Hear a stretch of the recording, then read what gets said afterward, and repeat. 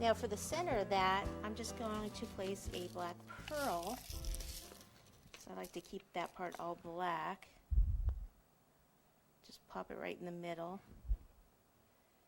It's sticking. If it doesn't stick, if it's too dry, then just a little bit of water and then place the pearl in the center. And then the last one on this, which this takes a little while, but it looks so good. So I don't know if I'd want to do 100 cookies like this, but a few is certainly would be very nice, very elegant looking. You take some of the black, and what you want to do is all the area that is inside, so not the raised area this time. The last cookie we did it on the raised. This one we want to go anywhere where it goes in. We're going to paint that black. So you can see why this would take a while, but it really gives a very pretty effect. Very nice, very elegant. So you just need a very fine brush.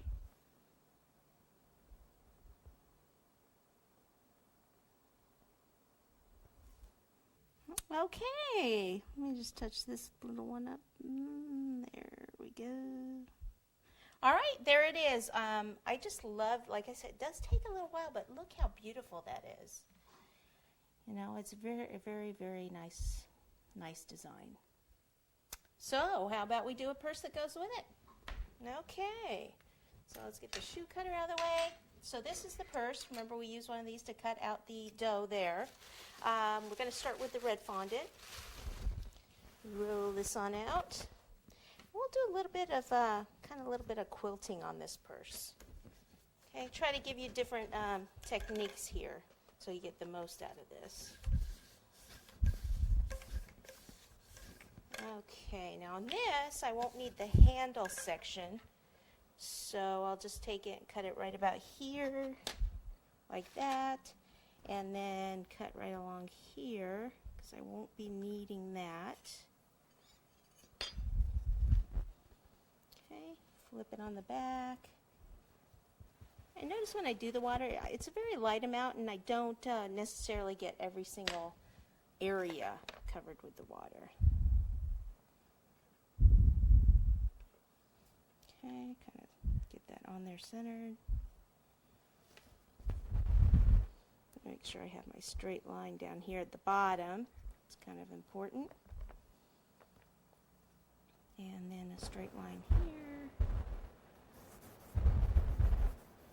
Okay, so I am going to do some quilting, so I need like a little tracing wheel with a serrated edge. I have two different ones here. This one you can move around more, but sometimes when you try to do straight lines, it moves a little bit on you, whereas this one stays a little bit straight.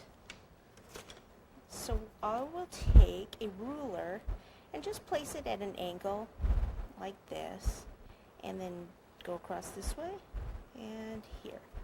Move the ruler over. And I just started at that point. See how I started here? You don't always have to start at the same place, but I thought that would be a good place to start. And then just go across like so.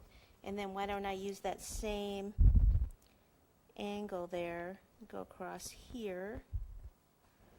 Okay, see how I'm going across the other way now. Oops, looks like I pulled it off too soon there. And that's about it. Okay, so you could certainly do, smaller ones if you do smaller ruler width, or keep it like that, just to get that little different look on there.